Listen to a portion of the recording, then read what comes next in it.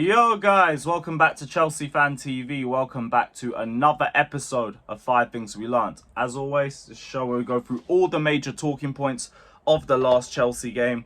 And this one was a victory. Yay, a rare victory. Our first competitive one this season. And it comes in our return to the UCL. Not the Champions League, the Conference League. But they both have the same letters, so we're counting them as the same thing. But 2-0 win against Servette really felt like an eyesore to watch at times. Although I also feel like I underestimated the lack of motivation that you see in these sorts of fixtures, because we'll play these games at about 50-60% of our intensity and we'll still walk through the team. I know we conceded 22 shots and everything. I've seen that stat go around for ages, but we had less shots and managed to get more on target. And from watching parts of the game back, I think Jorgensen had like one good chance to deal with, which was, I think at the end of the game, a little near post shot, which I think he saved pretty well, to be honest, but zero threat from Servette. Don't let anybody try and act like we got battered all match. No, we didn't. These guys progressed the ball well from the midfield. They were no fright at all from their play in the attacking third. Other than like that near post shot, I think one header, nothing. Absolutely nothing. And that's why I can feel so confident about this competition. The quality and the lack thereof of it. You're only going to see real threats from like your Real Betises or your, what's his name? Who's that team that El Yawahi was last at? I think Lons, that was it. Another one. They even lost El Yawahi, so like they've already got weaker. Them two and Fiorentina, because they've been in the last two finals. No one else really concerns me in that competition. But yeah, first half, we look disjointed as hell. Like you can tell that a lot of these players are still trying to get to grips with Maresca's style of play. And with the rotations and everything, you could clearly see that there wasn't even a lot of cohesion in the squad too. We get into the second half. We get a penalty from Nkunku. Does well to win the penalty. Scores it too. Nice first goal for him. And from that point, we bring on substitutes. We start to cruise a little bit more. Enzo and Noni link up well for the second goal. Game done. Game done. Then Servette have a little bit of a final rally in the last 10-15 minutes. But even then, it was barely anything to worry too much about. And we move. We move to the next one. My first point coming out of that game is Filip Jorgensen. I do want to have a conversation about him because it wasn't necessarily the saves that stood out for me. It was more the passing. Short, medium range, long range. He was making the right decisions on every single one of them. And I didn't feel that element of, oh crap, the goalkeeper's in possession when I saw him on the ball. And to me, that's already an upgrade on Robert Sanchez. Now, the shot stopping I don't think was properly tested in this game. And I didn't expect it to be either. But I mean, I would still like to see him get a start against Wolves on Sunday. But I know he isn't, and Maresca already said in the press conference he's not going to do it. But Jorgensen had a nice start. I think he won man of the match for Chelsea. And yeah, I just hope he builds on it in the second leg. Second leg, I expect there to be a little bit more pressure on us. Just because they're going to have home advantage too, and they'll be a little bit more comfortable in that situation. As opposed to playing at the Bridge, which respectfully is like a cup final for them. But yeah, nice cameo from Filip Jorgensen. Second point I wanted to make as well. Noni Madueke. I spoke about this on my fan cam.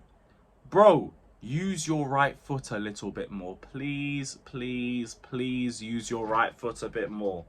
Because, guys, this is where he could make his next big step up.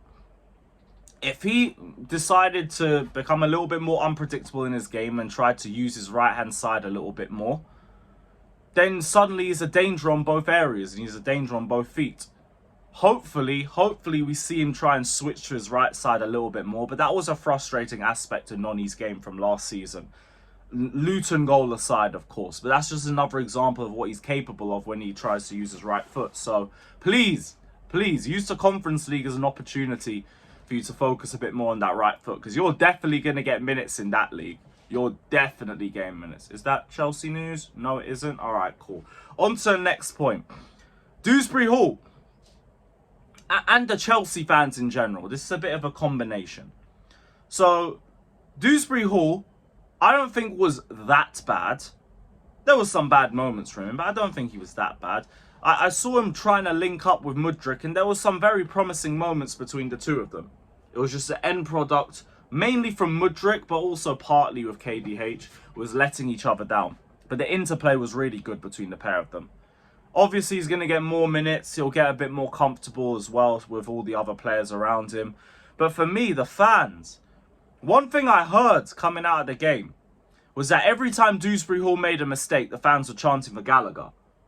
And is this really what we're going to be on? Is this really what we're going to be on? Whenever Dewsbury Hall makes a mistake, we're going to chant for Gallagher because we're petty and we're crying because, oh, they sold Conor Gallagher even though he was bang average for a good 2/3 of last season.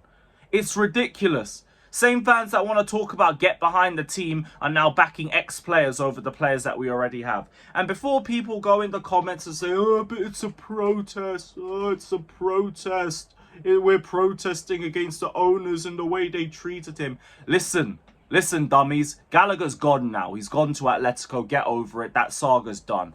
How about you chant for Trevor Chalobah? Because there was no Chalobah chants going around yesterday, and there was none at Man City when I was at the game. Chalobah's actually on the books. Chalobah, your voice could actually change something. Probably won't, but he's actually still here. He was actually one of our more consistent players, not just last season, but since he got integrated into our first team. But no chance for Chalobah. But we're chanting for Gallagher. And we're only chanting for Gallagher when Dewsbury Hall makes a mistake. All it shows is the hypocrisy of this fan base when it comes to Gallagher's situation. And the honest fact is just they're throwing their toys out the pram because, oh, they got rid of our Cobham graduate. Oh. Have some shame. Have some shame. It's absolutely pathetic. Back the players who are contracted to our football club and back them while you're in the ground and they're playing for the 90 minutes. Be as critical as you want of them outside of the pitch. I don't care about that because I definitely am. So I ain't going to try and police anybody on that. But when I'm in the ground, I leave all of my opinions to the side. If I see Gallagher starting, I want him to do well. Even when I saw the likes of that donkey Havertz starting, I wanted him to do well when he was playing for us. I've never wanted a player to fail at Chelsea. Never once. Seems like some of our fans do. Just because it wants to prove a point that, oh, we were right about Conor Gallagher. Pathetic, petty, and man need to get over it. Fourth point. Mark Hugh. He had a bad miss. So rite of passage at Chelsea. Get over it. The kid's 18. The amount of times where I was going through the timeline and instead of people talking about the game, I was just seeing screenshots of Hugh's miss. It was embarrassing. It was utterly embarrassing. But whatever. I don't expect anything else when we already see the whole Dewsbury Hall stuff. But again, where's our Broya chant? Where is our Broya chant? Figure that one out. Final point, Wolves. I expect Chelsea to go into that game with a bit more intensity and a little bit more motivation. Like, it's actually a league fixture, so I don't expect us to sleep through that one like we did yesterday. Hopefully, we see Jackson start, and hopefully he's a little bit more sharper than he was in the last game. Other than that, I kind of expect to see the same lineup, except maybe Caicedo on the bench, just because of the amount of minutes that he had in the last game. I think he played like about 70, 75. So it'd be a bit surprising to see him start, although I wouldn't be against it. My bigger question is about seeing Enzo in the 10 again. But we'll see. We'll see. Big up to everybody that's locked in, though. Hit the like button, subscribe, all of that crap. Let me know your thoughts down in the comment section below. And as always, up the Chelsea. Up the Chelsea.